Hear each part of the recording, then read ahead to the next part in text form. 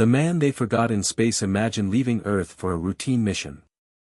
You say goodbye to your family. You shake hands with your colleagues. You board a spacecraft. And a few hours later, you're orbiting the planet. Everything is going according to plan. Then something unimaginable happens. Your country disappears. Not metaphorically. Not politically. Literally. The government collapses. The flag changes. The economy falls apart. And while all of this is happening, you're still in space, waiting for someone to bring you home. This is the unbelievable true story of Sergei Krikalev, the cosmonaut the world remembers as the last Soviet citizen. The man they forgot in space. In May of 1991, Sergei Krikalev launched aboard a Soviet spacecraft toward the Mir Space Station. At the time, the mission seemed routine.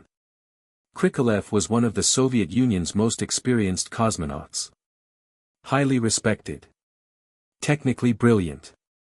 And trusted with some of the most important missions in the country's space program. The Soviet Union had spent decades competing with the United States in the space race. It had launched the first satellite. Sent the first human into space.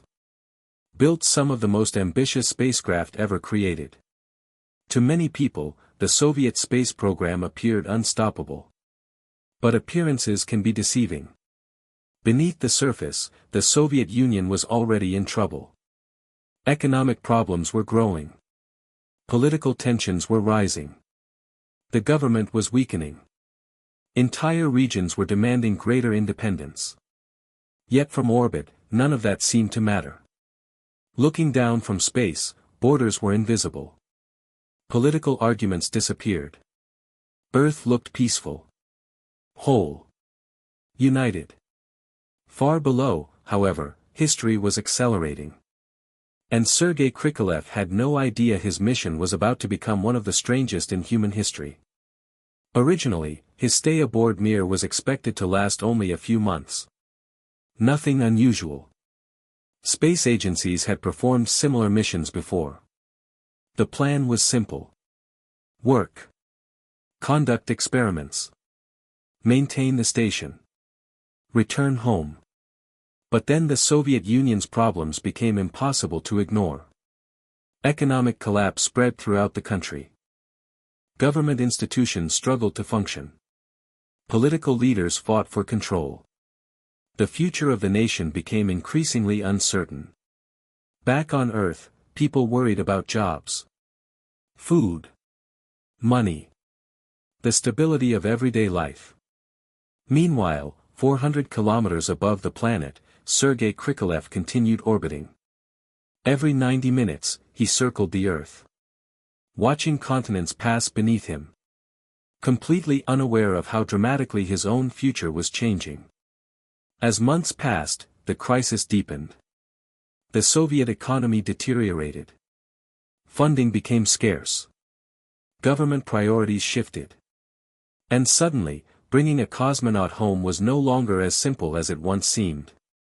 Spaceflight is expensive. Extremely expensive. Every launch requires enormous resources. Fuel. Personnel. Technology. Planning. And now the country responsible for those launches was running out of money. At first, mission managers reassured Krikalev. The delays would be temporary. The situation would improve. Everything remained under control. But reality told a different story. Weeks became months. Months became more months. The mission kept extending. And Sergei remained in orbit.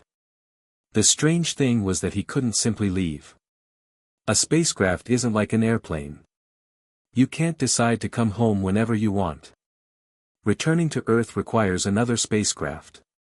Another launch. Another crew.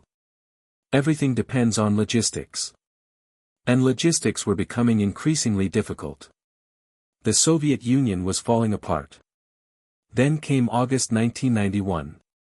A failed coup attempt shook the country. Political chaos spread across the nation. Television broadcasts showed confusion. Protests filled the streets. Power structures weakened further. For people on Earth, events moved quickly. For Sergei Krikalev, they felt surreal. He could watch history unfold from orbit. Yet he could do almost nothing about it. Imagine that feeling. Watching your country unravel. Unable to return. Unable to help. Unable even to fully understand what tomorrow might bring. The world beneath him was changing faster than anyone could predict. And it was only the beginning. Then came December 1991. The moment that changed everything. The Soviet Union officially ceased to exist. One of the most powerful nations in history simply disappeared. 15 independent republics emerged from its collapse. Flags changed. Governments changed. Military structures changed. The world map changed. And somewhere above all of it, a Soviet citizen remained in orbit. When Sergei Krikalev launched into space, he carried Soviet documents. He represented the Soviet space program. He wore the symbols of the Soviet Union. Now those symbols belonged to a country that no longer existed. He had become something unique in human history. A citizen of a vanished nation. Perhaps the strangest part of the story is that Sergei remained remarkably calm. No public panic. No dramatic outbursts. No anger. Instead, he focused on his responsibilities. Maintaining the station. Performing scientific work. Keeping systems operational. Doing the job he had been trained to do. Day after day. Orbit after orbit. While politicians argued below. Yet the practical challenges were becoming enormous. Who would pay for the next mission? Who controlled the space program? Which government now had responsibility for Mir? Questions that once seemed impossible suddenly became urgent. The newly formed Russian Federation inherited much of the Soviet space program. But Russia itself faced severe economic hardship. Money was scarce. Resources were limited. Every decision became more complicated. And Sergei Krikalev kept waiting. Waiting for a spacecraft. Waiting for a replacement crew. Waiting for a ticket home. Back on Earth, officials searched desperately for solutions. The Mir Space Station still needed crew members. It still required maintenance. Abandoning it wasn't an option. But launching replacement crews cost money. And money was something the new Russia desperately lacked. At one point, the situation became so severe that Russian space officials explored unusual partnerships. Foreign governments. International agreements. Anything that could help keep the space program alive. For Sergei Krikalev, these negotiations weren't abstract political discussions. They determined whether he stayed in space. Or finally returned home. Each new delay added weeks. Then. Months. The mission that had been planned for roughly 5 months stretched further and further beyond expectations. Inside Mir, life became increasingly repetitive. The station was functional. But it was never designed to feel comfortable. Every day followed a similar rhythm. Experiments. Maintenance. Exercise. Communication sessions. Sleep. Then the cycle repeated. Again. And again. And again. From Earth, people often imagine space as exciting. Adventurous. Full of wonder. And sometimes it is. But long-duration missions create a different reality. Isolation. Confinement.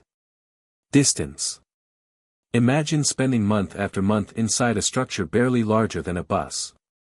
The same walls. The same equipment. The same view. Every day. The Earth below remained beautiful. But also frustratingly out of reach. Psychologically, such conditions can be difficult. Humans evolved for movement. For variety. For social interaction. Not for isolation hundreds of kilometers above the planet. Yet by all accounts, Sergei handled the situation remarkably well. His colleagues admired his professionalism. Mission controllers trusted him. He became exactly the kind of person you would want in a crisis. Calm. Reliable. Disciplined. Still, no amount of professionalism could change one simple fact. He wanted to go home. Meanwhile, the world continued changing. The Soviet Union became history. New nations emerged. Old alliances disappeared. The Cold War ended. Entire political systems transformed. And all the while, Sergei Krikalev remained aboard Mir. Orbiting a world that looked completely different from the one he had left. As the months passed, his body also began changing. Space is unforgiving. Without gravity, muscles weaken. Bones lose density. The human body slowly adapts to an environment it was never designed to inhabit. Astronauts exercise constantly to reduce these effects. But they can never eliminate them completely. The longer someone remains in space, the greater the challenge becomes. By now, Sergei had spent far longer in orbit than originally planned. His return would not simply be emotional. It would be physically demanding as well. Eventually, after months of uncertainty, a solution emerged. A replacement crew was scheduled. A spacecraft would finally arrive. For the first time in nearly a year, the end was in sight. The wait was almost over. On March 25, 1992, after 311 days in space, Sergei Krikalev boarded a Soyuz spacecraft for the journey home. 311 days. Nearly 10 months. Long enough for a country to disappear. Long enough for history to change direction. Long enough to become a symbol of an era's end. As the Soyuz undocked from Mir, Sergei began descending toward Earth. The spacecraft entered the atmosphere. Heat built around the capsule.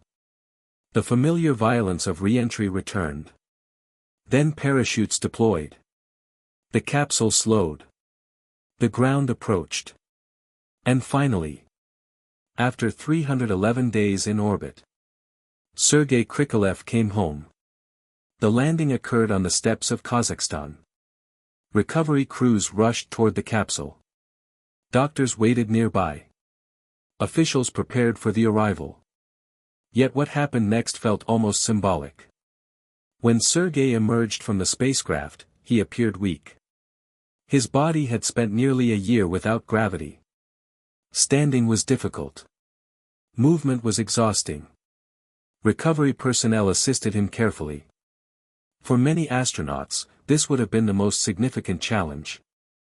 But Sergei faced something even stranger. The world he returned to was not the world he had left. When he launched, the Soviet Union existed. Now it didn't. When he launched, he carried Soviet identification. Now the Soviet Union was gone.